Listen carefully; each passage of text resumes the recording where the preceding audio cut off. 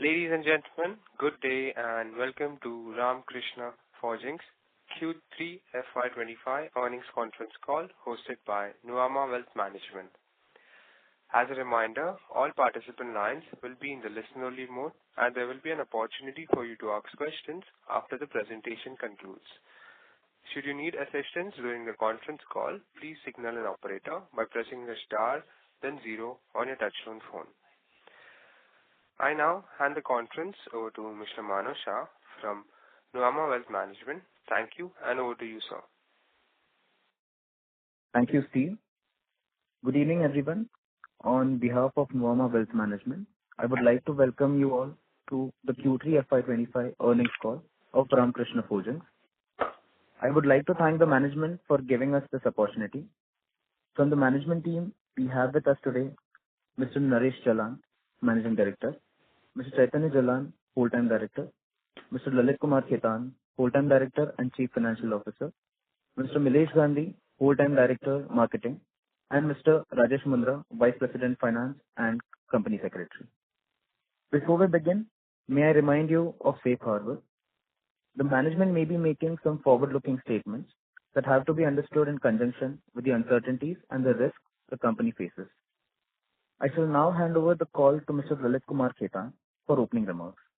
Over to you, Lalit, sir. Thank you. Good evening and best wishes to all participants for a happy and prosperous new year. Amid continued macroeconomic challenges, I am pleased to report a robust performance for the third quarter. The demand for light vehicles and two-wheelers remains encouraging in both domestic and international market, though demand for commercial vehicles has moderated comparatively. Despite the moderation in CV demand, we have achieved strong volume growth driven by increased business share across several customers and momentum from new component pipelines. We are able to achieve this due to focus on value-added products and excellence in product engineering. Our strategic focus on diversification continues to move ahead. We are excited to share that our offerings for two-wheelers and passenger vehicles are set to launch in upcoming period, adding further growth avenues in the automotive sector while reducing our current high dependence on the commercial vehicles. The quarter has seen further progress on integration and capacity ramp-up of our recently acquired subsidiaries, including tying up of financing. These efforts will result in enhancement of capacities in forgings while adding capabilities in castings, allowing us to diversify beyond the predominantly forging-based business. We have already announced that aluminum forging facility of 3,000 metric ton at Jamshedpur in the last quarter. This initiative will cater to electric vehicle segment, forming a foundation for our plant to address opportunity in this segment. Additionally, we are going to commence very shortly the cold forging capability of 25,000 tons and in the very near term hot forging capability of 40,000 tons. In North America region, Ramkrishna Forgings Mexico has also commenced its operation, positioning it as a strategic hub to serve our international business in the region. As previously indicated to you all, we expect growth momentum to accelerate in the second half of next year, or rather to start in the next financial year. Our initiative, including diversification within the automotive sector and steady expansion into non-automotive segments such as oil and gas, railways, and farm equipment, position as well for balanced and sustained growth. To summarize it, growth drivers in the near and medium term will be the new products, new customers, new verticals being served, and new capacities. Now let me share our financial performance highlights for the third quarter of financial year 24-25. Revenue for the quarter, consolidated revenue for the quarter stood at 1,073.78 crore, representing year-on-year growth of 8% in value terms and 13.9% in volume terms. Consolidated turnover for 9-month period is 3,086.89 crore versus 2,730 crores. That is a 13% growth on year-on-year basis. Due to increase in raw material prices, the realization for the 9-month period is lower by 3%. Otherwise, the revenue for this 9-month period may be have been higher by 3% in this period. EBITDA for the quarter stood at 231.52 crore on consolidated basis versus 219.72 crore, an increase of 5.4% year-on-year. And EBITDA margin stood at 21.6%, which is moderated by almost 30 basis points from the previous quarter. And this is mainly due to the expenditure incurred by the company in its Mexico subsidiary, which has just started operations. So the expenditure, and that's almost a 5 crore expenditure on the Mexico. Otherwise, EBITDA could have been higher by 5 crore in this quarter. Consolidated EBITDA for 9-month period is 668 crore versus 607 crore in the year-on-year basis. That is a 10% increase on year-on-year basis.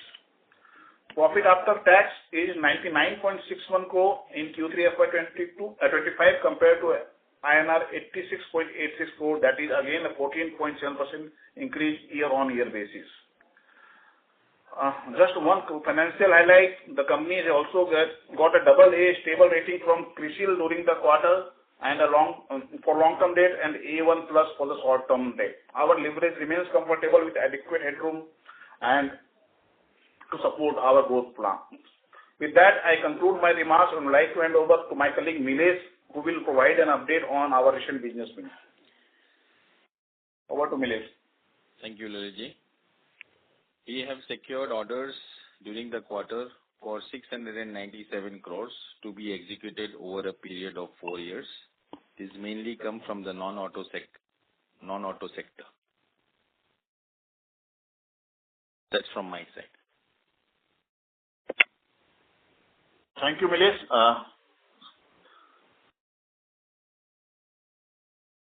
So, Steve, you can now take it forward and open the house for the Q&A. Thank you, sir. We will now begin the question and answer session. Anyone who wishes to ask a question may press star and 1 on their touchtone telephone. If you wish to remove yourself from the question queue, you may press star and 2. Participants are requested to use handset while asking a question. Ladies and gentlemen, we will wait for a moment while the question queue assembles.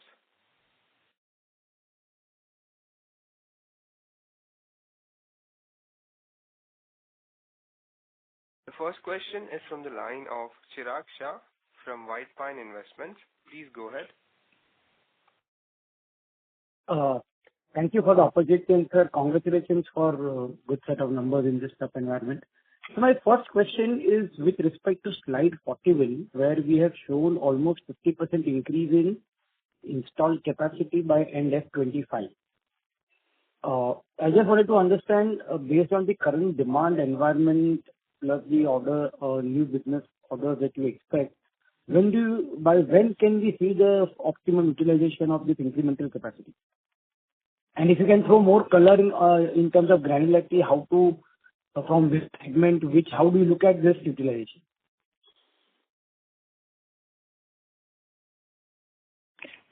Our FY'25 capacity addition, whatever is happening, basically it is different from forging, casting, I think in Lalit in his opening statement also has said that the capacity addition is across subsidiaries and parent in terms of RKFL, and we have assured businesses whatever order wins, new order wins we have had, and this capacity which is being put up has already been declared in different times in past quarters of 8,000 ton press, cold forging, which is now going to start in this month onwards, and similarly addition of casting plant of 30,000 ton capacity, which has already been informed to stock exchange. We have order pipelines accordingly. New order wins which have been announced is basically catering to these capacities itself.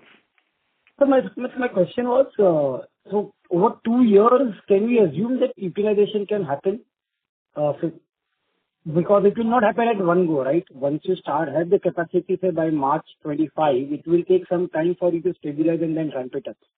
No, we are estimating this capacities to be up and running, and I think capacity utilization in staggered manner is going to be utilized. I think we are looking at almost getting to 80% plus utilization by last quarter of FY'26. Last quarter? So that basically means almost 30-35% kind of a potential volume growth in 27. That's how if the demand environment supports. We are looking at almost 15 to 20%, 15% to be precise. We are looking at approximately 15% year-on-year growth for next 2 years. Next 2 years. This is helpful. And the second question is on the profitability. I'm understand from margins, but in general, be it on per ton basis or per kg basis, is there scope to further increase our profitability? I'm not focusing on EBITDA margin as such, percentage-wise, but given the way the quality of product is improving for us, the traditional EBITDA per ton profit metrics that we had. I think in this quarter, Chirag, this quarter itself, our gross margins have been much better than the previous quarter. If you calculate and see, the gross margins has improved considerably. And going forward also, gross margins is going to is a continuous effort. Maybe it may not happen every quarter, but you will see significant expansion in margins, in gross margins in coming quarters and year. Yeah. And the last question, if I can, or a suggestion, sir, now that our focus is on consolidated performance and the share of standalone is likely to keep on reducing in overall scheme of things, in the presentation, if you can figure out a way of giving a consolidated volume data, operational volume data, it would be helpful, sir, because in all our discussion, we focus on consolidated performance, and our presentation is more about standalone volumetric data. So, and if possible, over a period of time, if you can just figure out how you can add the volume data of the subsidiaries or on consolidated basis, it would be helpful, sir. Sure, we will try and do it. Thank you very much, and all the best.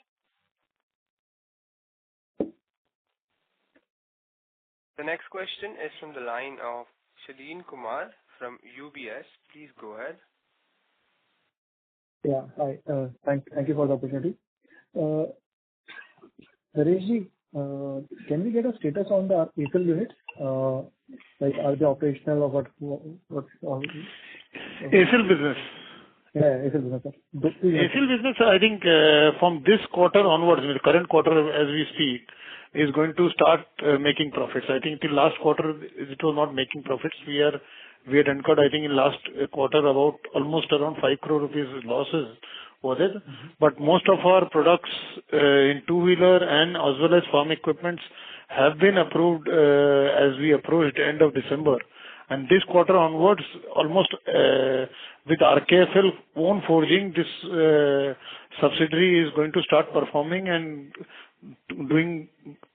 is supposed to do well. And we are expecting quarter on quarter at least a growth of almost 25 to 30% in terms of top line and significant improvement in bottom line from this company.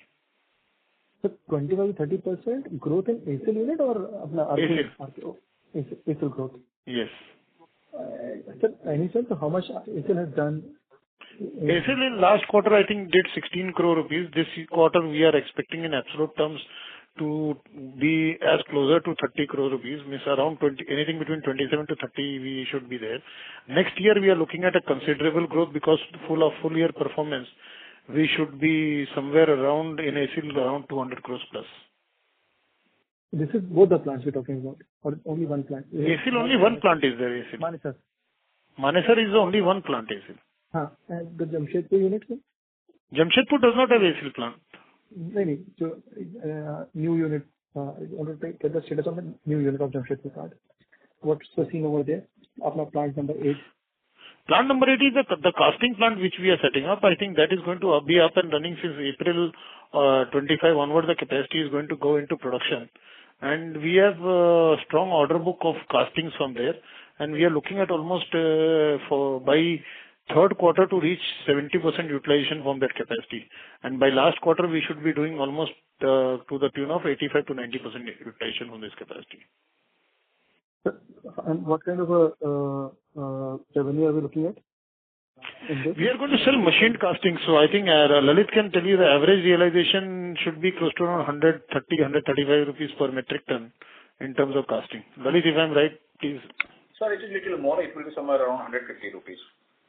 150 rupees per metric ton is going to be and that is what we are looking at from that capacity in next year. Got it, sir. Got it. So just there is a bit fall in our export volumes sequentially. Is it largely because of the auto side, CV side?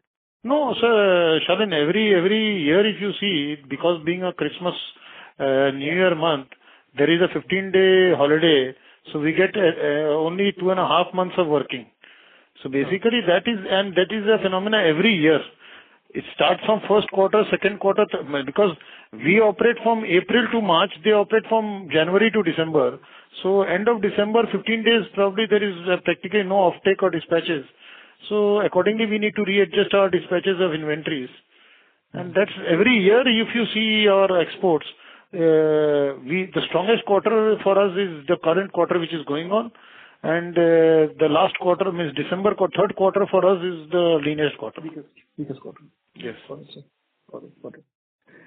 So, last question. I have many more, but let me ask the last question and then I'll go back in the queue. So can we get a little bit more color on the new order book which you talked about, some 600 crore plus, which is non-auto? So in terms of which segment, which geography, any more sense on that? It is morely, I think, Milesh, are you there? Yeah. So, when I stated that we have received this 697 crore order book during this quarter, 600 crores has come from the mining and earth moving segment. Around 54 crores have come from oil and gas segment, and around 43 crores have come from railway segment. So this mining segment, is it domestic or export? This is complete export. Complete export. Okay. Just last bit, sir, before I go back in the queue. Sir, trailer axle, how much it has contributed the run rate, etc.? So, Salim, the trailer axles this quarter is about 28 crores. Almost 10 crore rupees per month. This quarter, 28 crores. Oh, okay. And trailer, Shalin, to be more substantiative on trailer axle, I think we are doing extremely well. And we are looking at almost doubling our sales from trailer axle in the coming financial year. I think this sector is doing extremely well. Our product launches have been extremely good. Product has been well accepted by the market. And in 9 months of sales, we have reached a quarterly sales of around 27-28 crores. And we are looking at almost doubling these sales in the coming financial year on quarter-on-quarter basis. Yes, we are looking at almost doubling our sales next year from this sector. Okay. This is very encouraging, sir. I'll go back in the queue, sir. I have a few more questions that let other participants ask. Thank you so much, sir, for the opportunity. Thank you. The next question is from the line of Kanchi Shah from MC Research. Please go ahead. Yeah, hi. So is it possible that you can give us the breakup of revenue segment-wise, like how much was from the commercial vehicle, passenger vehicle, non-auto, etc.? No, I think we have in our presentation given the details in auto, non-auto. We have given the entire breakup, like domestic auto, railways, mining, and miscellaneous. And in exports, we have given auto and oil and gas and others. So basically in auto, it is difficult for us to break up into PV, LV and all these sectors. Okay, fine. Thank you. Thank you. The next question is from the line of Vijay Pandey from Nuvama. Please go ahead. Hi, sir. Thank you for taking my questions.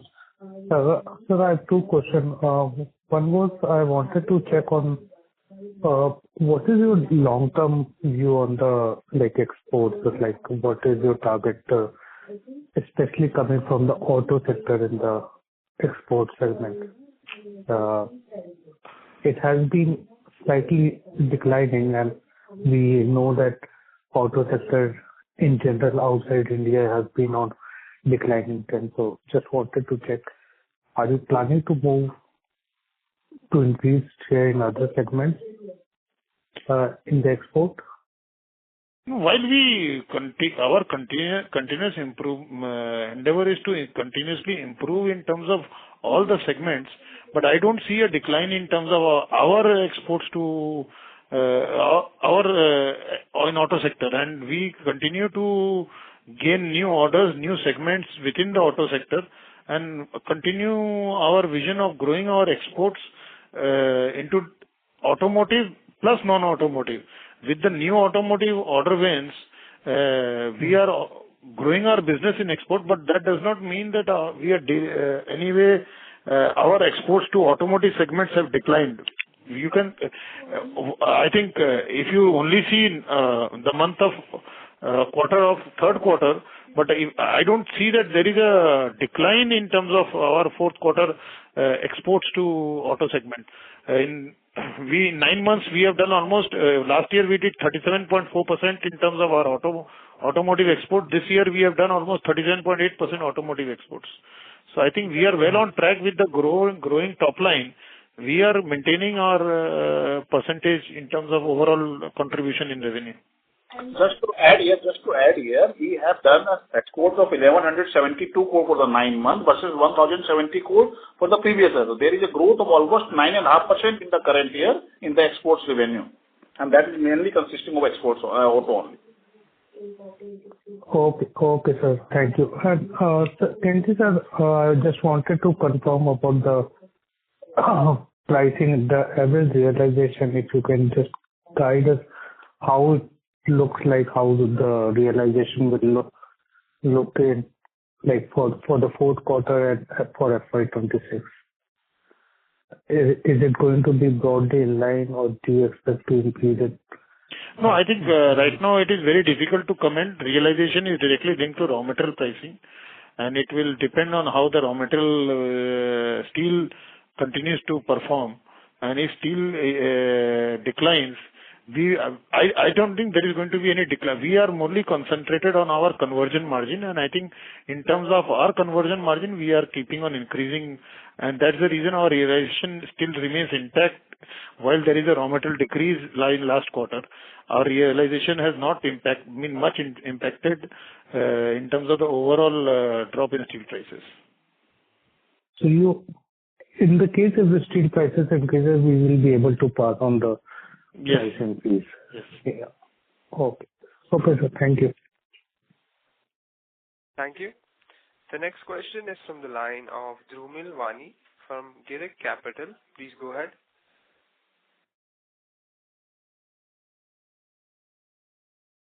Hello. Yes, sir. Please go ahead. Yeah. Hi. Hello, team. Dhaval Shah this side. So great set of numbers. Congratulations. Only one question I have. If you can help us understand the cost-saving initiative which we had taken by onboarding a consultant. So how is that progressing, and is it getting the benefits are getting lost in the other operational expenses which we are doing for our expansion plus Mexico and plus other subsidiary investment? So, X of that, where is the cost-saving benefit visible on the P&L?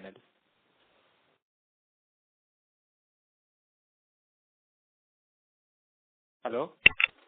So, Dhaval, see, the cost saving benefits are continuing, and the result will certainly come in the upcoming year, as exercised in the midst of the already at a quite advanced stage and in progress. So just wait for some time, then we will elaborate more on that. Got it, sir. And just one more. This utilization about 80% by the fourth quarter of next year, you mentioned on the console level.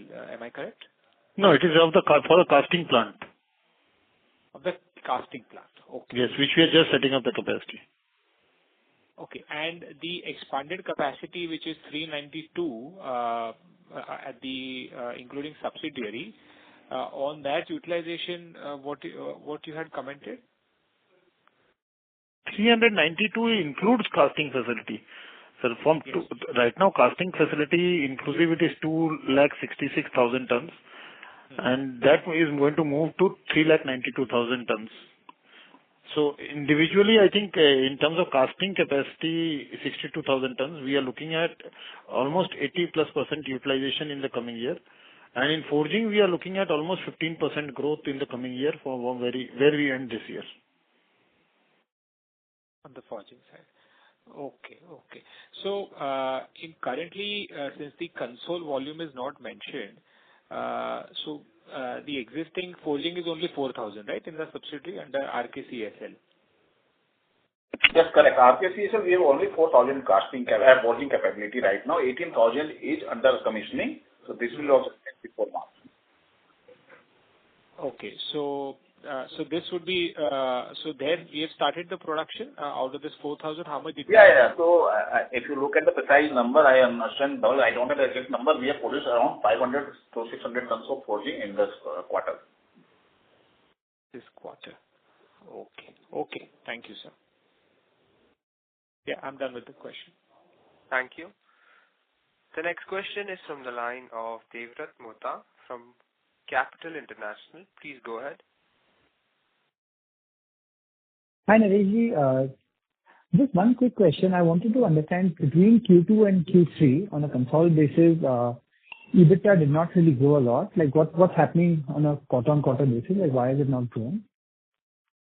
No, EBITDA has grown, Devrat. I think if you see the overall expense side, there are few things which are not. If you see the raw material decrease which has happened in this quarter is basically close to around 3,000 rupees per metric ton in the domestic side, and in export close to around 4,500 rupees per metric ton, which has hit our inventory available with us plus the warehouse and what was material in transit. So all this has been accounted for in this. And second is our other expenses which have gone up by almost 13 crores, which includes the around 7 crores is on account of labor wages, means the blue collar laborers which are basically contractual laborers, the minimum wages which has gone up in India for that, and plus 6 crores for the expenses which we incurred for setting up our entire booth in Hanover Fair. So all these taken together, if you see, the overall impact has been close to around 2.5% of the EBITDA which we could have got in case these expenses would not have been there. So Naresh, how much would be the impact from just this inventory, QOQ inventory impact because on the consolidated basis? Just the inventory, not Hanover and labor cost. Inventory hit is close to, Lalit, what is the exact inventory quantum hit? So it will be somewhere around 12 to 13 crore value terms. Got it. And this is basically close to around, if both labor wages, Hanover and this taken together is close to around 2% of the EBITDA, basically. That is what we feel. 2.5%. So the labor wage, but the labor wage is a recurring thing, right? That will happen. No, that is not a recurring thing. Basically, what happens, there was a substantial VDA increase in this quarter. Because of election, it was not there for the 6 months, and suddenly in the month of October, the back effect was given, and from 1st October, it was increased. So entirely came in one quarter at one stroke. Oh, so then this will not, so next quarter, for example, this will not recur, is it? This is the current quarter, it will not recur. So this is a 6 crore one time because of whatever reason. There is 6 yes, crore and the Hanover Fair also is the one-time expense which happens only once in 3 years. Got it. Okay, understood. So you think basically all of these three things put together is about 2% of EBITDA margin? Yes, what we feel. Understood. And in this your forex loss that you have, you basically explained that steel is a pass-through, effectively a pass-through. And with a 1 month lag, we have to pass on. You pass it on. So on whatever inventory that you have, you take a write down. But when you sell it, it's already sold at a particular.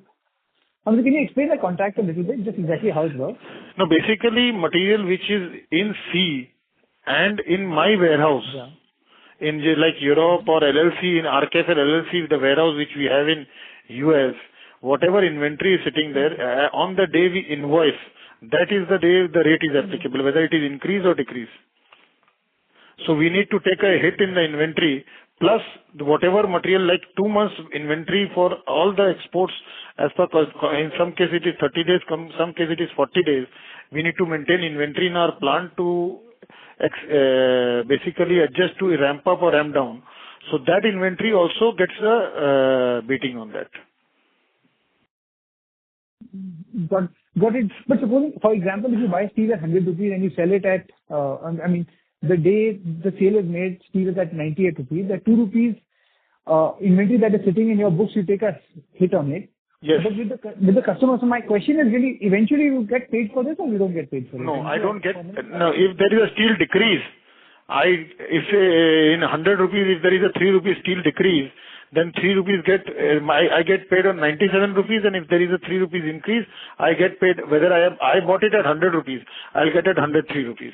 So either side, if there is an increase, I get paid extra, and if there is a reduction, it will get deducted. Understood. Okay, fine. And this is basically on whatever steel that you have, which is either lying in your godown or it's on the sea. Basically. Yes. Got it. Okay, perfect. Thank you so much. So basically, adjusting for this, your EBITDA should have been roughly, 20 crores higher. 22 crores higher, roughly. Got it. Perfect. Okay, thank you so much. Thank you. The next question is from the line of Viral Shah from Enam Holdings. Please go ahead.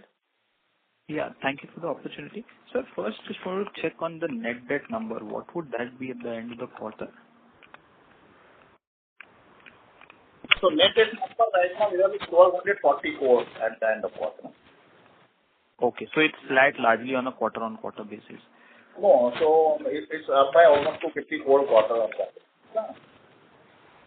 This is a consolidated number, right? I was talking about the extent of console number is somewhere around 1,500 crore. Okay. So secondly, can you just throw some light on the working capital? How is it? I think in the previous quarter it was slightly elevated. So how are you seeing working capital coming along? I think it is still elevated, Viral, because right now, because of the Red Sea issues, transits whatever were delayed, it still remains. I think this quarter we will see a fairly good reduction in the debtor days.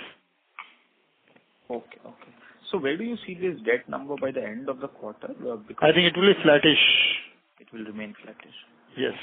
It is elevated because of the debtors, and I think by the year end it will again get to flattish. Financial year end. No, when you mean flattish, it will remain at this level? Is that? No. I think we are looking at close to around 1240 consolidated debt levels by the year end. Okay. So second, just a clarification on the casting announcement that you made. So in one of the slides, you have said that your capacity by the year end will be 392,000, including casting capacity expansion from 33,600 to 62,400. Does this number include the 30,000 expansion also, or this does not include? No, this includes the 30,000 tons capacity, which we are planning to put up. So just mathematically, if I subtract 62,000... There is little adjustment there. It has to be 63,000 ton. There is an error in printing. It has to be 63,600 and 62,400. 1,200 tons by mistake has got missed out. Okay. Fine. Okay, yeah, this is all. Thank you. Thank you. The next question is from the line of Kush Nahar from Electrum PMS. Please go ahead.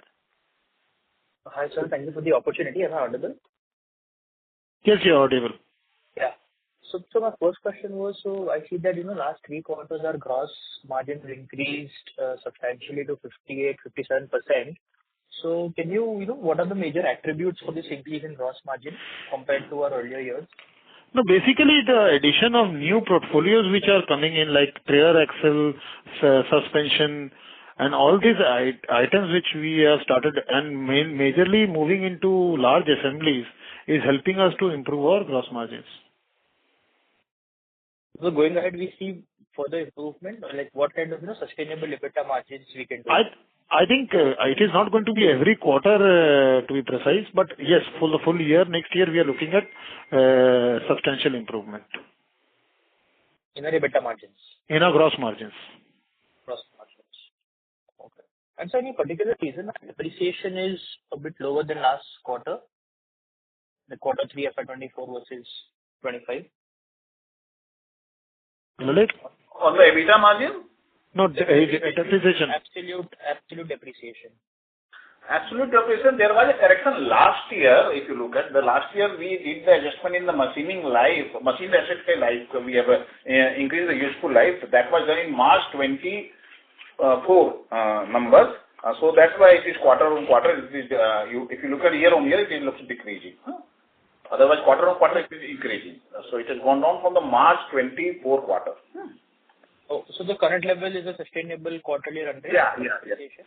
Yes. Okay. All right. So thank you. Yeah. Thank you. The next question is from the line of Aditya Gupta, an individual investor. Please go ahead. Hello, sir. Thank you for this opportunity. I first of all wanted to inquire about the current estimated go-live dates of the various plants. So we have the 25,000 cold forging line and the 14,250 that I'm guessing we are saying should come up this quarter.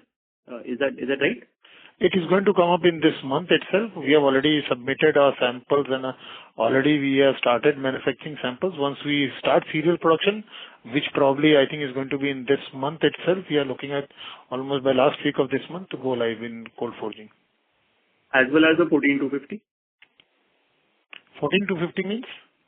Upsetter is also under commissioning. Upsetter capacity of 14,250 is also under commissioning. This will also commence within this quarter.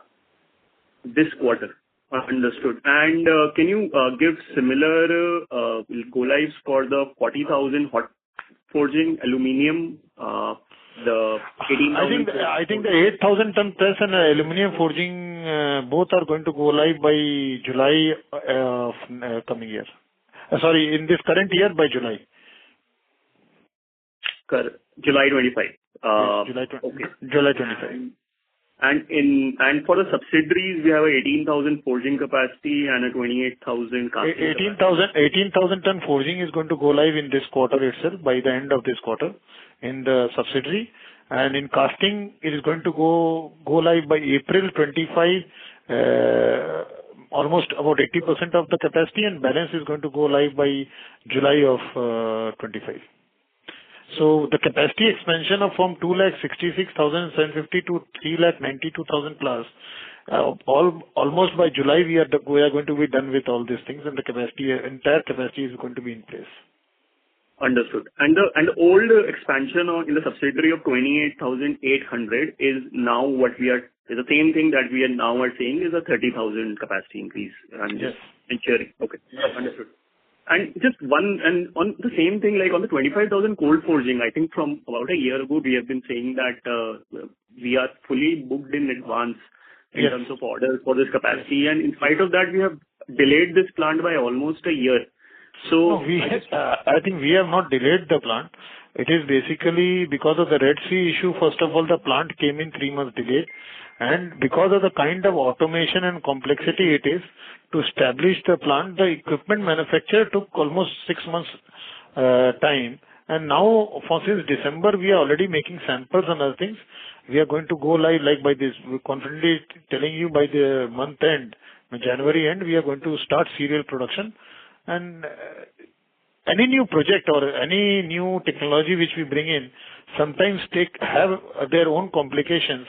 And that's the reason it takes more than estimated time. And that is what has happened over years. Understood, sir. And just one last question from my side. Because of the current uncertainties around trade regulations, particularly for the US, any thought work that we might have ongoing for our Mexico plant? And earlier as well, we had mentioned that we might invest more over there from a capex point of view. Just wanted to hear what your thoughts are around the same. No, I think our Mexico operations are going as per plan. I think it's slightly delayed, but it is on track, and we are expecting that to go full on in the coming year. And we have already received almost a $5 million new order of conversion over there in our Mexico operations. So we are looking at this as an exciting opportunity in Mexico. But regarding these trade issues which after the regime change, we are hearing lot of things. But I think whatever we are manufacturing in Mexico will be sold by us within Mexico. And I don't know what my customers ultimately are going to do with the product, how they are going to take it to US or what they are going to do. So I am not much of concerned with that. So I would not like to comment also in that. Makes sense. And just on the same line, like a lot of our growth over the last few years has been export based. And so, like on similar lines, do you foresee, like, what's your thought process on, risks or challenges that, might come from these? No, I think not only in exports. We have grown both domestically and both in exports. And I think in the opening statement of Lalit as well as my statement in the presentation, we have very well highlighted our next level of growth from PV and two-wheelers in the domestic segment and the farm equipments are going to be one of the biggest catalysts for growth in the coming few quarters and as well as coming couple of years. So, and as well as the non-auto segment, new order wins which has happened in North America to the tune of close to around 600 crores. So obviously all these things taken together, we are very confident of our performance both in export and the domestic segment. Makes sense. Thank you so much for your time. This is very helpful. Thank you. The next question is from the line of Manav Shah from Nuvama Wealth. Please go ahead. Thank you for the opportunity, sir. Just one question. Can you share the order wins for the quarter and the breakdown of it? I think it is already there in our presentation. Okay. And I think Milesh has also in his opening statement. Milesh, can you again elaborate it? Yeah, that would be helpful. So in this quarter, 697 order book has been received to be executed over a period of 4 years, in which I specified 600 crores came for an export order for mining and earth moving industry, 54 crores came from oil and gas, and from railways we got a 43 crore order book. Okay, thanks a lot.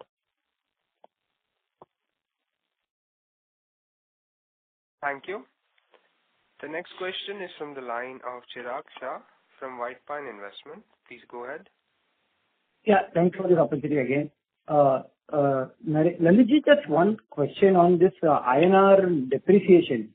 If you can help us understand how does it help us, because there is a reasonable depreciation of late. So we must be doing some forward contracts. So when does the benefit start flowing in P&L?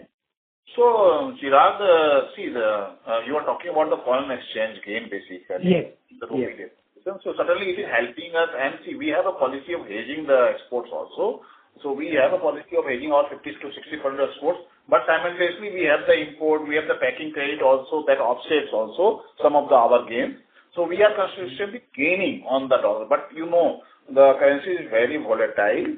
But we are keeping us quite on the edge and monitoring it. And for the 9 months, we have gained a 20 crore and the absolute terms in the currency, negating all the import factor also. So net gain for the 9 months is about 20 crore on the currency side. And we hope to continue with the currency gains every quarter.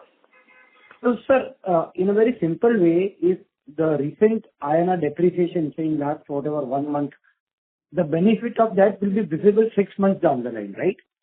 That will be visible, but Chirag, that will be somewhat offsetted with the import obligations we have. Chirag, also this is basically entire currency gain is not with us. Every quarter our price is reset also with the currency adjustment plus minus 5%. So entire is not coming to our kitty. So our exports become more competitive for our customer and imports for them is more competitive. And the currency, basically, if you see the devaluation which has happened, it has happened globally for all currencies. Yes. So to basically compete with our customer, we cannot expect the entire currency gain to come to our balance sheet. Otherwise, we will not be able to get new businesses from our customer looking into the competition which we have globally. No, sir, absolutely good strategy, perfect strategy. And sir, one last clarification. Recently, there was an announcement of creation of SPV for railway wheels. So is it the same in continuation to the earlier JV that we had, or this is something over and above that? It is in continuation to the JV we have. Basically, the railway wheel contract has been assigned to the SPV, and now the SPV has taken up the manufacturing of the wheels. So the SPV means JV, right? The JV that we... Yes. Yeah. Okay. Thank you. Thank you very much. And all the best. Thank you. The next question is from the line of Vidam Mehta from ASK Investment Managers. Please go ahead. Yeah, thank you, sir, for the opportunity. So firstly, can you help us with the Q3 revenue for subsidiaries, that is Multitech and JMT? Certainly, Vidam. So, see, 952 is the revenue for the company, and if you look at the JMT revenue was somewhere around 42 crore, and ACIL is 16, and Multitech is somewhere around 100 odd crore. So that's the revenue, but there is an elimination also within because of the interrelated party. So that's why it is around 1073 on the consolidated number. Okay. Sir, you alluded to the fact that in your opening remarks that the CV demand is relatively moderated or muted, and you expect the recovery from H2. So just wanted to understand, is it H2 of FY'26 or H2 probably of CY'25? No. I think to be precise, we are already seeing elevated demand from this quarter in the commercial vehicle.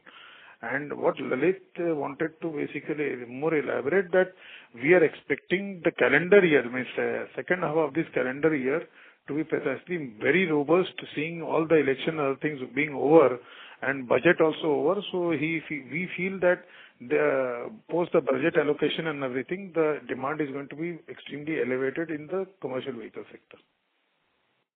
So what kind of growth do we envisage? No, in terms of RKFL, we are looking at almost 15% year-on-year volume growth in the coming year also. And if you see the precisely overall in the consolidated level, we have in the volume terms, we have almost had 13% growth. And we still feel that in this quarter, post closure of this quarter, we should be almost 15% plus, which we had envisaged when we started the year. So we will be 15+% in terms of our volume growth. And next year also we are looking at 15+% growth year on year. So on the consolidated basis, I agree, but I guess this year we are consolidating some of the subsidiaries, and that is why the volume looks higher. No, I think in if you see in the subsidiaries, I think ACIL does not have forgings. JMT has minuscule forging right now, like Lalita said, only 500 tons of forging. In Multitech casting, we have done extremely well. We have increased our casting. If you see the overall full year result, we have been able to achieve in 9 months, almost in 9 months. So we have been able to ramp up everywhere. What I was referring is, I guess, when we were, guiding for 15 to 20% volume growth, it was more to do with the standalone volumes, which we were referring to. You can correct me if I'm wrong. And for the 9 months, roughly, we have grown by 7% on the volume front. No, in RKFL on a standalone basis, I think we have grown almost by 8.5%, Lalit. Yeah, around 8%, only 8%. Only 8% in terms of RKFL on a standalone basis. And this is mainly due to, I think, our cold forging getting delayed and as well as slight subdued demand in the domestic market. If cold forging would have started, I think, which we had guided to start in month of September, we would have added almost 6,000 tons volume in the last third quarter. So cold forging, which has not started, has eliminated almost 6,000 tons of forging from there, from a capacity of 24,000 tons which we are setting up. And with them being the fourth quarter, we see a significant uptick in terms of RKFL standalone because cold forging is getting started and volume will be more. So we will be certainly getting a much better uptick. And the trailer axle revenue, you said 28 crores will be for Q3, and that will be part of standalone, correct? Yes, part of standalone. So if I adjust that, probably the growth looks very, subdued. No, because last year in Q3, trailer axle was not a part of our business, right? Mm-hmm. Lalit? Hello.